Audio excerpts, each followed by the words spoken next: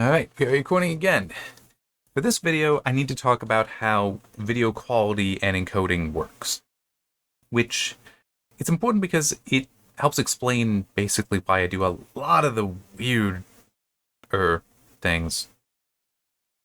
Technically, they're not that weird compared to some of the script stuff that I've had to show you already, but just why I get involved in kind of the weeds of encoders is because of what I'm going to try to show you here, which is basically just how does video encoding work? How do you actually control the quality of the output video, of the encoded video? So, the two ways, basic foundational concepts to it is you can set a bitrate or you can set a quality level. It is much more involved in that, but this is where I need to start. So the bitrate is literally saying how much information can I spend, how many bits can I spend per period of time, that's why it's a rate, to describe any given image. Okay, that's what a bitrate control is. And so it'll determine then what the ultimate file size will be. Quality, however, will vary with bitrate, because the bitrate is what's held constant. Okay, so that you got bitrate and quality are technically on two axes. I'm going to show you a graph later. It'll be bitrate and time because it's quality that's going to be controlled. Okay, so because that's what I'm getting to now is you can also lock the quality because believe it or not, encoders actually do have a sense of what quality is. It's not necessarily quality for what we see, but quality for what it understands with it, which is mathematical. And indeed, that's what this is called. The quality metric, you'll see it labeled as Q or QP, but it's not talking about that's not quality, that's quantization. Okay, it's a quantization parameter when you see QP. Sometimes we also see like FMPEG will have like, just a dash Q, then it takes like 0, 1, 2, something like that. Well, it is just an arbitrary quality level. I typically see that with audio, I want to say. But for video, it would be QP, which also I don't work with, but that is an underlying thing there and relates to what I do want to get to, which is called CRF. I'll get there shortly. So with QP, what this is, what the quantization parameter is the amount of information it's allowed to throw out. It's very important because I'm going to misspeak during this video, but you need to understand, it is the amount of information that can be thrown out. That is why higher values produce lower quality and smaller files. Because the more data you can throw out, then obviously the less data you need there, okay? So but I will probably make mistakes about saying like turning it up as though that is improving quality. No. I'm just making a mistake there. I'm sorry, but it is how that works. Because it is just how much data I'm allowed to throw out. So a higher number, more can be thrown out. But that's Q values, okay? That's just a mathematical representation of, hey, how much, I got all this data here, I got this image, all this, if I use the background here, if I got all that, I don't want to encode it perfectly. I want to throw some out. How do I determine what I throw out? That's what QP is. But that's for the encoder's eyes, for the encoder's understanding. Which is not how my eyes work. It's not how your eyes work. Because our eyes are connected to our brains. So there's this concept of psychovisuals. There's also audio stuff, but not really concerned with that for any of this. But there's psychovisuals. Which is to say something that, like my hand here, if it's still, right? It matters that this is high quality because you can stare at it and you can see all the imperfections. But if it's moving, now you're not seeing that because it's constantly in motion. So there's persistence of vision, yeah, but it's going to be kind of wavy. And yeah, let me do it here so it's not so much getting cropped out. But when you do that, well, now, I mean, technically it would take a lot of data to capture it at every time, at every position that it's in, especially because we're using inter-frame compression. So this isn't moving. One frame to the next, it's not moving, so it can reuse data. When it's moving, now you can't do that. You can't reuse the data as easily, at least. Okay? But when it's moving fast, you're less likely to notice the detail anyway.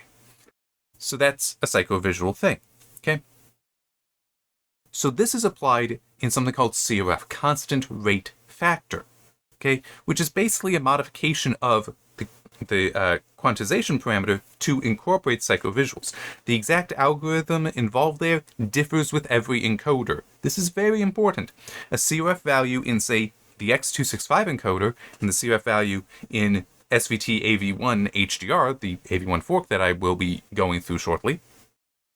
Well, different video, but yeah. Those CRF values, completely different algorithms. Same concept, different algorithms. So you can't be like, oh, I'll just reuse what I used in cannot reuse them from one encoder to the next. Even from one version of an encoder to the next, you can't necessarily trust them. So just be aware of that. All right, so that kind of explains CRF. And let me just make sure this, yeah. So you can turn this on now. It is rough. Sorry. But let's just say, the black line here is the bit rate. And then it's over time. So the green is literally the file size. Okay? All right. And if you're just using CRF, it can look like that because it's trying to keep the psychovisual quality constant, which means that when it's moving fast, it'll turn the QP value up, so more data can be thrown out because it's not a big deal.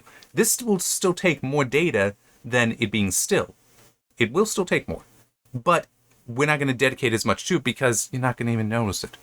And when it's still, I think CRF can actually then lower the QP value, so it'll try to have more information stored, try to store more information, try to be more accurate, but that isn't necessarily going to explode stuff because it can compress nicely because it's still. It can go from one frame to the next very easily. Okay? So that's what that would look like. Just using CRF, where it's, there are times it goes up, times it goes down, some peaks. I can actually have some of these be down much lower, but this is what I did. Now that's just if we let it be completely a variable bit rate. But there is also where we do stuff like that, where we set a maximum bit rate. Doesn't really matter what it is. Okay, so now it's being chopped off. Now it lowers, because there's less green there, it lowers the overall file size. That can be desirable. And for a lot of what I had encoded before, when using 265, I always use that with a bitrate limit, typically at 3 megabit. Because yes, you can actually get, and still looks pretty good, Blu-ray video, so 1080p at 3 megabit or lower, and looks fine. Not always, sometimes I do need to amp it up, it depends. But 3 megabit was actually fine, and that's also the target I use for AV1. But in any case, it looks like this. Now, as I said, sometimes you have to amp it up because there's a weird effect that can happen. So, this is with a bitrate limit, right? So, let's say I've got it there. Well, then let me click back to this, okay? Let me select all those. So there can be times, this is going to be weird, but I can demonstrate it here, where the you can actually improve the quality by raising the CRF. So saying, hey, you can throw out more information can actually improve the quality. That may seem weird, but there's a reason. It's because when you lower the CRF, it's basically you're lowering this entire thing. Oh, sorry. Yeah. Let me... There. Sorry, I forgot I had that background there that I'm not selecting at the same time. So now, these peaks, there's more data going to them than, when it's like this. Because see how the amount of empty, the amount of white in there is less... Here, let me see if I can do this right. I might not be able to, though. Maybe. Okay, no, that worked. So now there's less of the white in there, okay? Because, hey, it's closer to the bitrate there. Now, technically, this is within a single frame as opposed to, because this is like over time, but it's still kind of the same idea. That if you have an image where over here, it needs a lot of bits. Over here, it wants to use a lot of bits because the CRF is too low. It's saying, hey, preserve the quality. But you can be like, no, this can be at an even lower quality overall, so everything. But this, then, it gets the higher bitrate. It's the same kind of idea. So, yeah, now let's move that back up, like that. So, yeah, and as I said, when I was primarily working with 265, it was... I wanted to use the bitrate. And fortunately, 265 is actually pretty responsive to that. Well, not responsive. It's actually pretty good at handling that. You can definitely push it too far. But generally, my experience was if the bitrate was too low, the image just looked soft. But it would do it overall. AV1, I hate trying to work with bitrate limits in it. At least at the level I'm at. Because basically, the moment it starts hitting, like even if it's like that. So look at how little there is being cropped off. How little there is. It'll still artifact so badly. Okay? And there is nothing I can do about that except be like, fine. No bitrate limit. Now, fortunately, AV1, at this point, for me, it is to the level of... I want that one too. Only being down here. Why is... Hang on.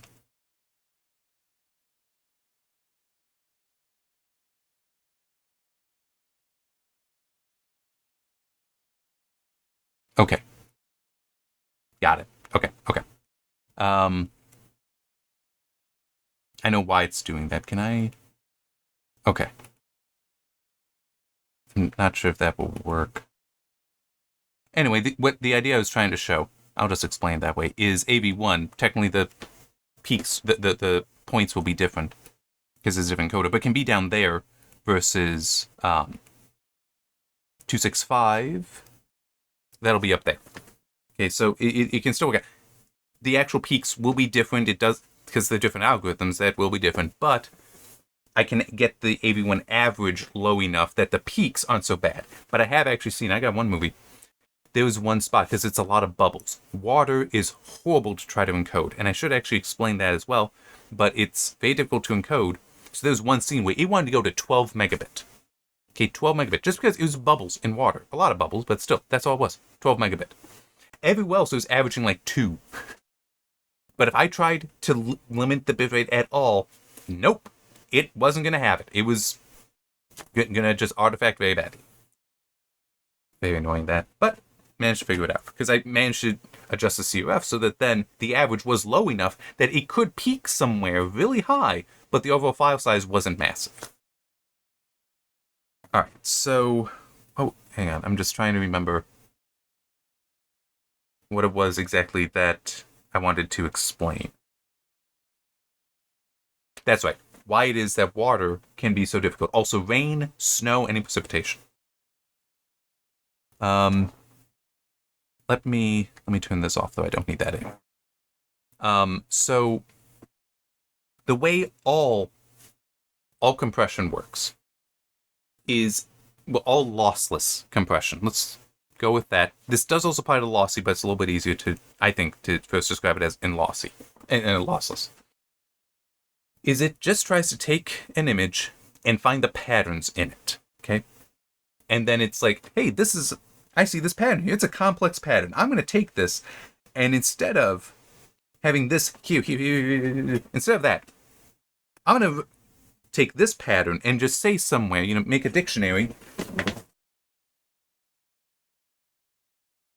And literally, it's a dictionary in there, or a source. I just didn't grab that one. It's like, okay, instead of having to write out to supply with adequate power, knowledge, or opportunity, instead of having that written out in all these different places in the book, I'll just write out enable. Okay? Enable is much shorter. Okay? So that's the idea. All compression methods work on that basis. When lossy compression is involved, though, now it's okay, but what of these can we throw out? Do we not need? Is like, okay, that's getting really long. We're really getting into the fine details of the definition. We don't need that. Get rid of it. Right? That's kind of what QP is saying. That, hey, at this point, that information we don't need. That's not significant enough to keep, so we'll just toss it away. Don't need.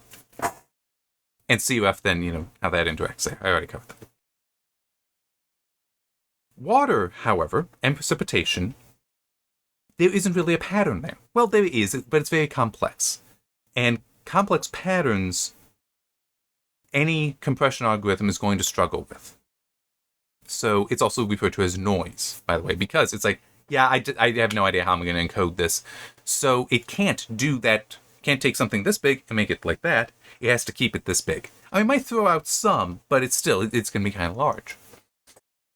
Now, there are things you can do to help with that. Which technically I should pull up Inkscape again, pull up the graphic, but it still is. Noise is difficult.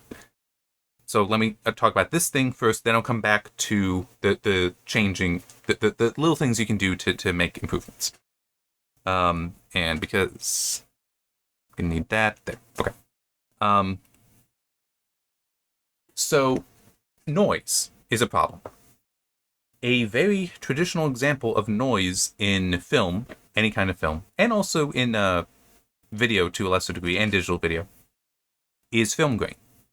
Obviously, film grain has that, but there is also a grain, a noise to digital sensors, such as what's in cameras, well, digital cameras. But film grain, so how film actually works is it's got a bunch of molecules in there, but they form together in grains. It's like, here's one, here's one, here's one, here's one. Yeah, and it's when light hits one of them, like the whole thing will start absorbing the light, and however much light is and whatever color it is, that gets imprinted on here. And then, different level here, different, so on. But you got those borders between them. And also they differ in size. Those borders will come through when you're looking at the image. That's the film grain. And it's also grain size, it varies. In the best quality film, it'll be very consistent. But even then, you might work with the best quality film, but there are times when you need a really big grain because you're working with very little light, like that, so you need to do something to amplify it. But when you've got enough light, just letting it digitally adjust, but when you have enough light, such as you're filming in sunlight, then it will then it can use very small, so it's very fine grain.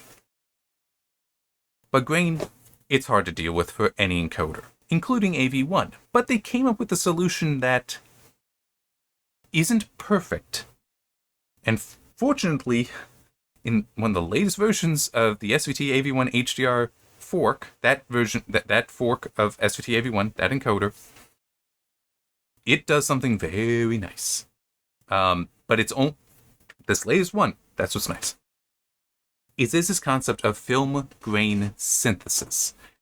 Basically, it says, hey, I know I'm going to lose film grain. I'm going to lose this noisy detail when I encode. But I can encode, along with the video, a metadata file. That's literally just an array of numbers, a matrix of numbers. It's actually multiple, because it can vary over the course of the film, over the course of the video. But it can read that in.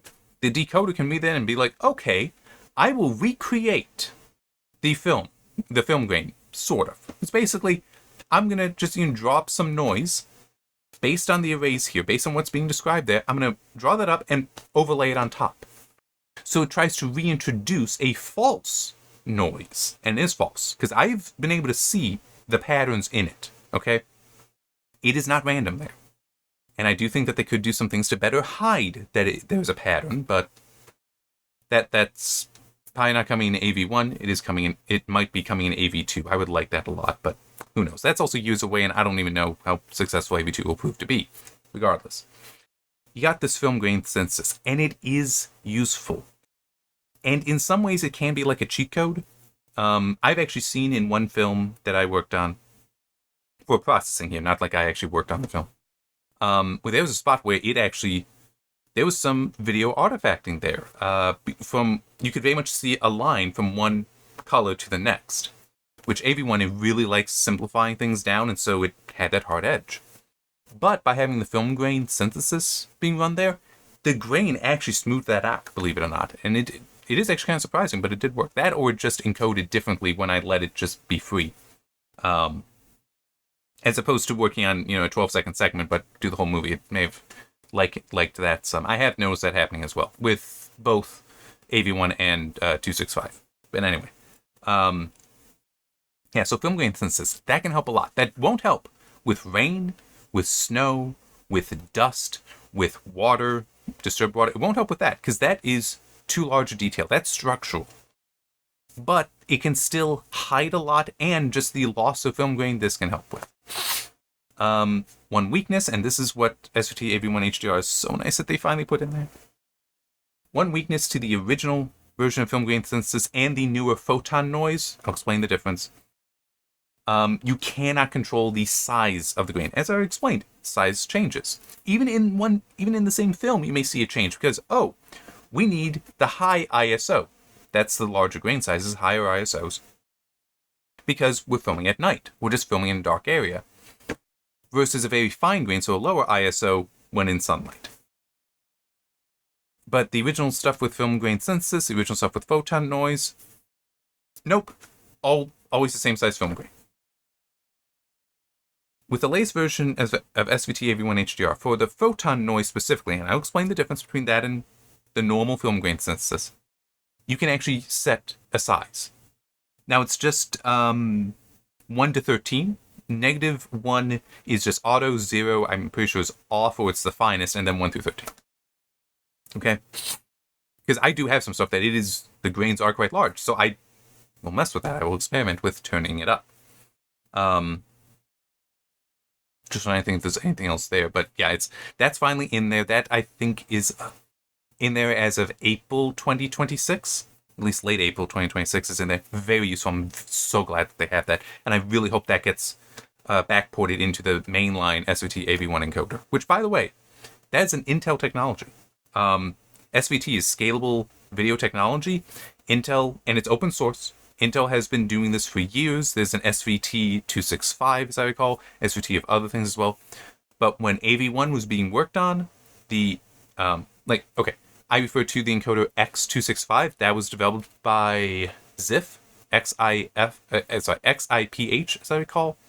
Same group of people that do VLC, do the Opus encoder, video encoder. Also did X264 previously. They also tried working on an AV1 encoder called RAVL, RAV1E. That kind of got abandoned because the Intel encoder, SVT AV1, it took over. I think initially it was because it was just the fastest of all the available encoders, but over time it got a lot better at the quality. In part because there was a fork, the psychovisual fork, SVT AV1 PSY. That got changed a little bit over time as the maintainer, decided to move on to other things. Somebody else would take it over. But now SVT AV1 HDR has taken over from that. And some things that were developed there were then pulled back into mainline. So I'm hoping photon noise will be as well. Let me explain what the difference is between film grain synthesis and photon noise, because they are different features and they are not, you can't use them both at the same time. So film grain synthesis, it is literally looking at the original image given to the encoder, looking at the output, and it's like, okay, put the grain here, here, and here. Or at higher levels here, low levels elsewhere. Okay, so it is more intelligent. Photon noise doesn't do that. It's literally, hey, how intense you want the noise to be? I want it this intense. Done. And also now, what size do you want it to be? I want it this size. Oh, wait, sorry. What size do you want it to be? I want it this size. Done. That's it. Initially, I didn't really like that, but I actually found myself using photon noise more. In part because it's just easier to tune in than the traditional film grain. But there's also an element of it's nice. It applies across the entire image. This whole thing will have to be applied. It doesn't try to adapt it. And I have found that to be useful because there have been times when I've compared the film grain to the photon noise, and it was like, yeah, you're not putting film grain into places that I want you to put it into, or you're putting too much in to other places. So, photon noise, it allows it to be more generic. Trade-off, it's more consistent across the image, but it might be missing some spots where it needs to be heavily emphasized. So it's always worth experimenting one way or the other. Unfortunately, they cannot be used together, which legitimately, I would love that if we got that, where here, I want a base level film grain, and then you can put more on top. Okay, I would love it if that were an option. It's not. But, yeah, anyway. Need to come back to this. There we go. So, let me also just save because what the hell, why? So what can I do besides film grain synthesis? What can I do to, which way am I pointing? That way? No, this way. Okay, good. What can I do to make this better? Well, there's a lot of options. I've already talked about COF and I've talked about bitrate. Although for AV1 I don't use bitrate. I can.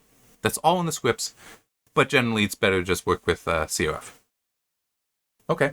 Well, there's so many. I think I counted, and there's like 24 different controls that I have in my scripts for managing different arguments, different parameters in the SVT AV1 HDR encoder.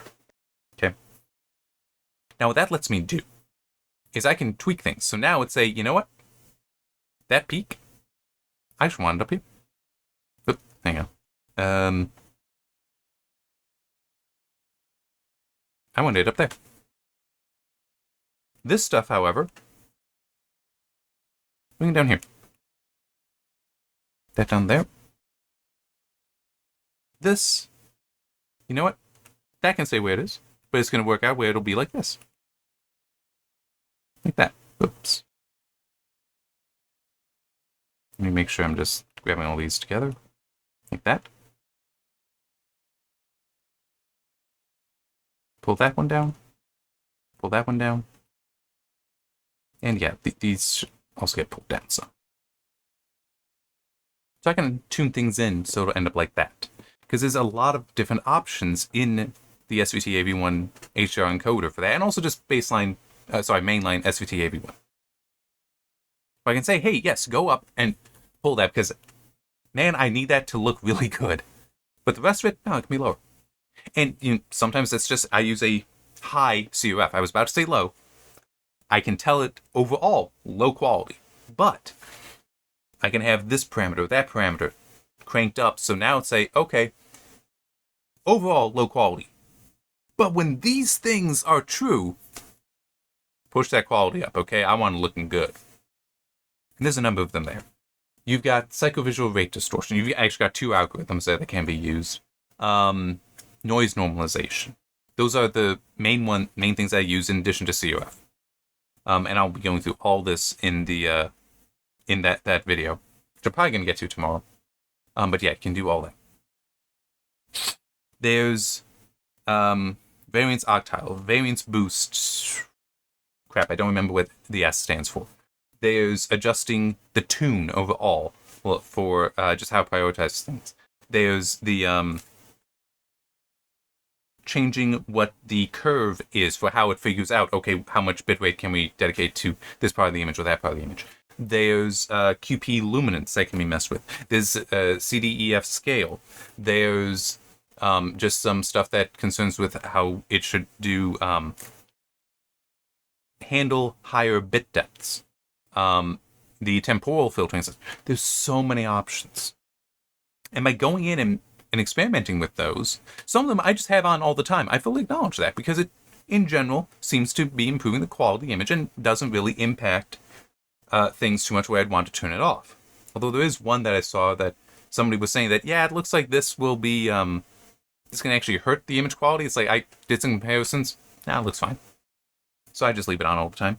But some of them, nope, you gotta change it. Because there's some where legitimately, if I turn it on, oh yeah, it'll take care of things, but it's also like up there. Then it's like, yeah, I can't really have that. But there's another where it'll be more like, okay, hey, this spot is too low. Oh, wait, no, it might be more like these peaks right here aren't high enough. I need them up here.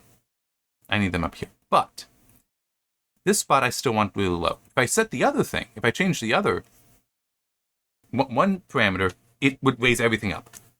But there is another that has greater granularity to it, where it's like, hey, they're not going to be impacted by that one, so they can stay down there. So I'm not throwing the bit rate up overall. I'm just saying, hey, in this spot, make sure it has enough bits. So yeah, it is involved. It's a good thing. To me, it's a hobby. I enjoy going through stuff. And as I said, for the most part, it's like, hang on, let me Let me look. Because I actually have the thing here. It's, for me, mostly CRF, preset, which is, so presets, and X265 also has these. The idea is it's a collection of, okay, what algorithms should we use, or how complex are the algorithms should we use? So, like 265, it actually goes slower, slow, medium, fast, very fast, and so on. For SVT-AV1, it's numbers. Okay, in that case, the lower the number, the slower it goes, but in theory, the better quality video. It can be a little wonky. It depends. It also, sometimes lowering the preset will actually increase the file size, which is, you might think, well, wait, it should be doing a better job at finding the patterns to compress down. It's like, yes, but it's finding more patterns now. Oh, yeah, that's why it'll end up being larger. But yeah, there's that to mess with as well. That you don't need to mess with it too much. When we get to the script, I'll try to explain it then. But yeah, noise normalization, psychovisual rate distortion. There's also an alternate psychovisual rate distortion that I don't use so much anymore, but there are times that's exactly what I want to use. Because it'll be, like what I showed in here, with the whole, hey, get this stuff to peak up high, but don't adjust this stuff. And then the film grain. Whether it's the film grain synthesis directly itself or the photon noise. That's it. That covers the majority of it. That's 1, 2, 3, 4, 5 or 6 things, depending on how you want to count the grain. That's it. That's really not that much.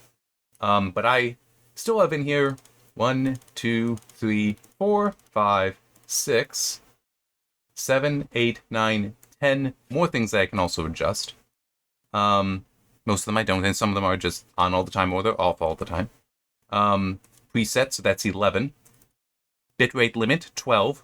The overshoot, because AV1 does something I really dislike, but overshoot as well, so that's 13.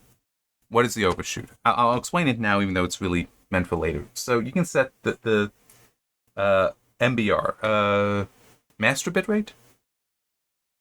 I don't remember what it stands for, but the maximum bitrate. Except it's not the maximum bitrate. The maximum bitrate is that times the overshoot percentage. Okay? So, overshoot percentage by default is 50%. So if you set a bitrate of 4, it can actually go all the way up to 6 when it needs to, right? It's going to be like that, where it's like, fewer, like, hey, this thing doesn't really need to go that high. It's just going to... Here, if we do that, it actually isn't going to change the height so much. It's more going to be like this. And hang on, but it'll try to be like that, where it pinches in. That's what it's going to try to do. And we're just also seeing the one in the background, so I'll just... Oh, hang on. There, and let me just... There. So it'll be like that. That's kind of what the overshoot is doing. It allows it to go up to 6 to continue that example, but it doesn't want to. It's biasing towards lower bit rates. Well, you may want to mess with that. So it's like, no, you know what? Yeah, the maximum bit rate is 4, but you can go all the way up to 8. So 100% overshoot, that's allowed, but it still is it really doesn't want to go that high. But that's another thing in there. 265 for its part, nope. You set that bit rate, it does not go above it, okay? Or at least it does not want to. It really doesn't want to. So that's nice. There's technically also scaling of the video as well, which sometimes is worth doing, sometimes it's not. It depends. Like some stuff, oh yeah, that's clearly like SD, it's 480, and they just upscaled it. Yeah, so what is that? That's 14, I think, different. Yeah, 14 different things. It's just the AV1 encoder itself, and some of them actually control multiple things. Then I've also got different FFmpeg filters that can apply as well. I mean, there's a lot that I'm going to be going through in the in those videos, which is why I think I'm going to get to it tomorrow. But I'll probably have all these videos come out at the same time. And I just realized that. Hey. Yeah. So I forgot that I am cropping down the Inkscape window. But yeah, it's... I needed to go through this stuff, though, because you need to understand the idea of this graph. Let me... There we go. That bitrate does vary because you're trying to target a specific quality, but there are things you can do that will adjust how much bits it thinks it should throw at any given thing. Because, I mean, some of it is overall, everything, amp that up, okay? Whereas other things will be like, you know what, in this situation, amp it up, but don't otherwise. And it's, you do this enough, you get that experience, you also read to see what other people are saying about stuff, and say, oh, okay, I'll incorporate that, and then you start finding that, okay, I got more knobs I can dial, I got more ways I can tune this in to get pretty damn small files overall, but still very high quality, at least for me, because all that matters is how it looks to me. I don't care how it looks to somebody else. And it does get interesting, because I have seen some people, in fact, just the other day was seeing people talk about how, oh yeah, I do this, so I get, like this, like 4 gig to an hour or something. 4 gig to an hour? I've got like 2-hour movies that are under 2 gig. I'm just serious. Some of them, yeah, you can tune in, you can compress it down really well, and I'll compare them, the original versus it, and say, I can't tell you where the difference is. Now, some of that is because, say, right now, television that I watch on is about 4 feet away from me. But sometimes I'll be back there, so it's more like 6 to 8 feet, okay? That's actually appropriate. Some people are really, really up close to their screens and shouldn't be. But it is, you can find enough way, a lot of it, you're not going to notice. But even at this distance, some of it, I won't notice. I don't know why people are turning it up so high, unless it is just they're not going in and tuning in everything like I am. So just to shortcut it, I tend to start at a CRF of 40, which some people will say that's too low. I'm in the 20s. It's like, yeah, and you're also getting like, 4 gig an hour, whereas I'm, depending on the content, I might not even be hitting 4 gig for the whole thing. So I've mentioned before I'm working on processing Babylon 5. I'm getting about 10 to 1, okay? So that they are like 8 gig an episode. I'm getting them down to like 800 meg or lower.